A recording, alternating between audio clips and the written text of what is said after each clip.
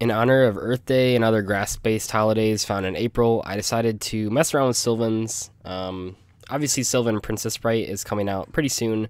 I don't actually know if that card... I mean, it's obviously pretty good in Sylvans. I think that you'll have to go out of your way to summon it because it requires level 1 monsters. You'll have to probably play, like, Cherub's Route and stuff like that. I think it's just, like, a good card in general. I think decks like... Spirals, I guess, will take advantage of it more than I think Sylvans will. I don't think it's enough to bring Sylvans back to the forefront of competition, is what I'm trying to say. Still a very powerful card, but we're not talking about today. This is a TCG legal 60-card Sylvan deck, and I got this idea just sort of as a joke. There's a lot of fun synergy that you can do with grass in this deck. A couple of them are Dandelion, which you can see right there. We have Glow Up Bulb, we have Spore, Heavyweight, Carrotweight Championship. I don't think it's called Heavyweight. I think it's Carrotweight Champion. The Carrot guy, he's really cool too. So you can summon him from the grave by sending a plant from your field or hand to the graveyard. But you can only do that once per turn. That's a pretty good effect. It comes with a lot of stuff in here, so I use it a lot in these gameplays that you'll see. You can't send Dandelion tokens because it actually has to send it to the graveyard, so that's worth noting. But there's some cool stuff that you can do by pitching like Dandelions from your hand or pitching Sylvans from your hand and then reviving them with Miracle Fertilizer. There's just like a lot of stuff. So that's one of the cards that really made me want to play this. Rose Lover, which you can see in the hand right there, is another card that really wanted to make me to play it. So Rose Lover, you can banish her in the graveyard to special summon a plant from your hand, and then it's unaffected by traps the rest of the turn. This actually comes up in one of the matches, spoiler alert, where my opponent doesn't realize that the monster being out is unaffected by traps, and allows me to get over one of the new Red Eyes cards that I didn't know existed, I guess. One thing that I wanted to talk about, though, is that I don't know how I feel about Left Arm Offering in this particular deck. I know that Billy usually doesn't play Left Arm Offering in his 60-card Infernoids. I know he's played one copy at a couple events, but I'm pretty sure the latest event that he played at, he didn't play it at all. I didn't quite understand why, but after playing this deck, maybe this is a bad example because, I mean, Zodiacs can go off like Barrage and stuff. Most of the times I do Left Arm Offering, I was like -3 in card advantage just to search the grass.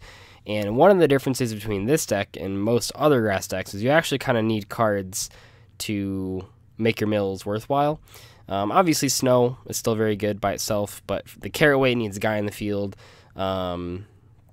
The Rose Lover needs a card in hand, stuff like that, where the Left Arm Offering interaction is just not good. I still played it.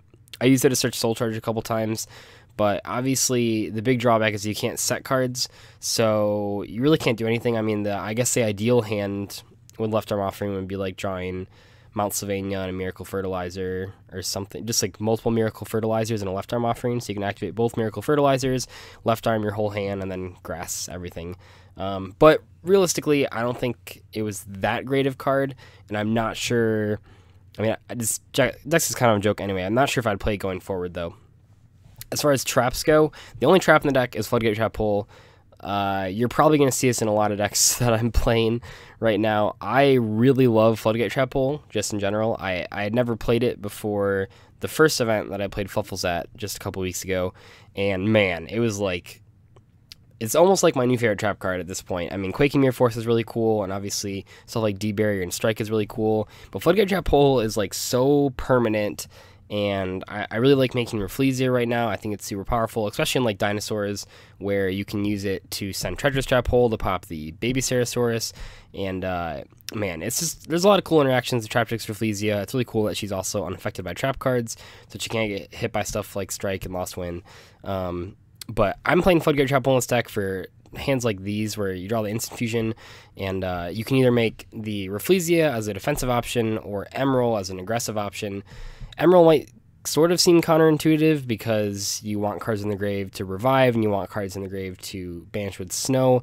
But I think generally speaking, a lot of times I use it. It just like got me there. That extra draw is really helpful. So I liked Emerald. I didn't really miss any other rank 4s because I was just playing the Emerald and just playing the Rafflesia. I felt that was enough.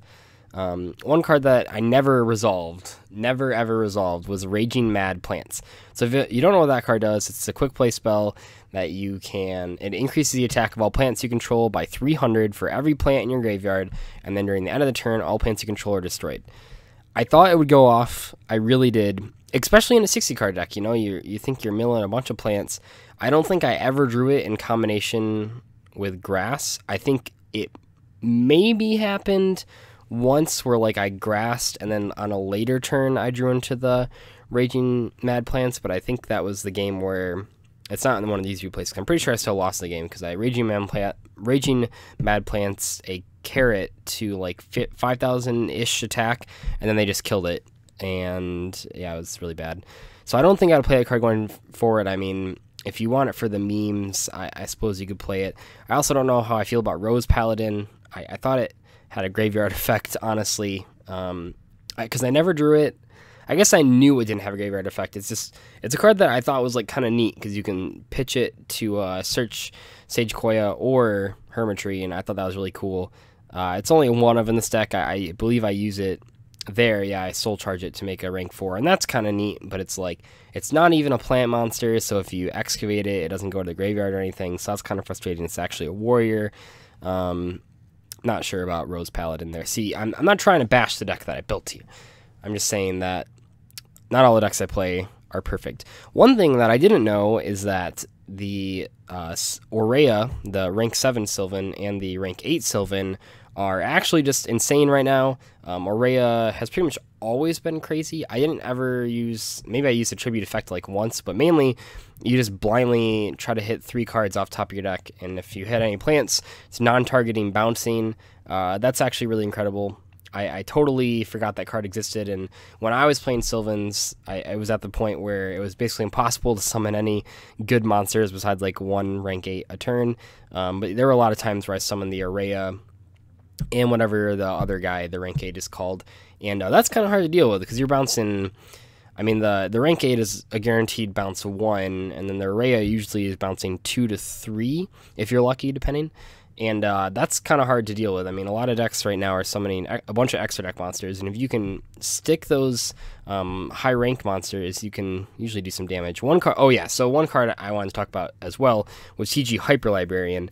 I don't know if it was necessarily always the optimal play, but drawing cards off Hyper Librarian was a lot of fun, and you sort of synchro climb in this deck. I mean, a lot of times what happens is, I mean, my favorite single climbs are when you use Spore to summon a Hyper Librarian, and then summon the Spore back at a higher level to make a Omega. I think that's a really neat play, where you get a free draw, and then you can put the Spore back with the Omega to then revive later on if you need it.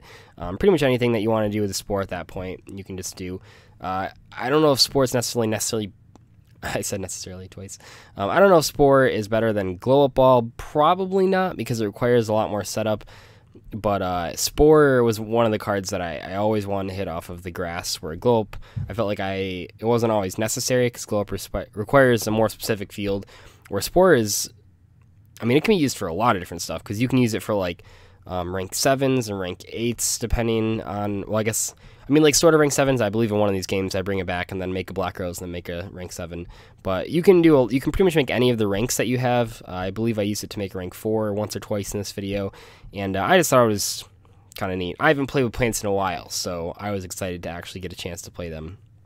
Going forward, though, like I was saying, I don't know if Princess Sprite really makes a huge difference in this deck. I mean, it's not often that you have, in like a conventional build, 2 level 1s on board, and if you do, you usually want to synchro with them, right? So if you have like Spore and Glow Up, I guess you could just have the regular Princess Sprout or whatever, but it's like, I feel like you'd have to go out of your way. You'd have to play Cherub Sprout, you'd have to play Peacekeeper, stuff like that to actually make the rank 1 happen. And yeah, I mean, sure, when you stick the rank 1, like, it's a really powerful card, but it's like, I don't know how easily you can make rank 1 in this deck. Maybe I'm stupid. Maybe people have tested this. I know it's been out in the OCG for a while, so I'm sure people have made their Sylvan deck lists, and I'm just being stupid. But at least in the games that I was playing here, and obviously I'm not playing all the level 1 guys. Maybe I'm just looking at it with a warped sense of how this deck runs. But a lot of games that I was playing here, I didn't see a lot of great opportunities to make the card. But I'm sure it's good. I just feel like it's better as just like a generic rank 1, and I think it's probably the best generic rank 1 out there, possibly even best non-generic rank 1, because I don't think there's any like really great rank 1s just in general. Utopia Roots is like the only thing that comes. Ghost Trick Doulahan is pretty good too. But yeah, I like this deck a lot. Hopefully you guys enjoyed it as a sort of Earth Day quote-unquote celebration, and I will see you guys later. Bye.